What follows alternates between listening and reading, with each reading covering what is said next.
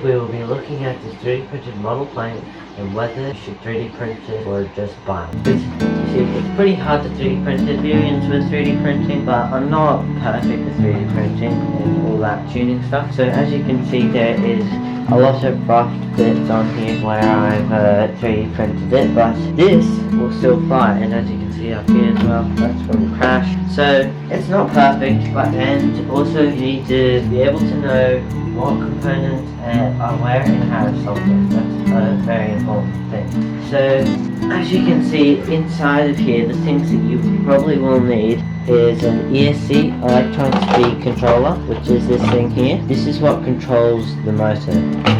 A receiver, which is what connects to your remote control, which is this. And this receives the signals and then transfers them, puts the signals into the servos, and then the servos do what you say for them to do. Then the ESC connects usually with 3 wires to a brushless AC motor, which is covered in here, but you might be able to see through that crack there. That's the brushless motor. You need to have a pretty good understanding of the electronics and how you put it together, otherwise you won't get very far. As you can see, we've got the ailerons on both sides with the servos attached to them. We have all the gears down here. Then there's a push rod that comes off here. It goes down to the front wheel to the front wheel turn. On the other side there's another connection which is going to the rudder, because the rudder and the front wheel usually move together. And then you have the elevator, which makes the aeroplane, so if it goes up like that, flex off there, and then it makes the aeroplane go upwards, and the opposite if it goes downwards. So we have the push rod here which controls that. That's pretty much it that goes onto an aeroplane. So now I'll show you what all the movements are on this aeroplane. So now we've also got the battery. This is a 2.2 amp hour 35C 3S battery I would use for one of these. And so you're always going to make sure you turn on your remote control first, and then you turn on whatever model you're going to connect to. As you can see, they are bound. Now we are going to move aileron. This is mode 1, so the throttle is on the left side, and aileron and elevator is on this side.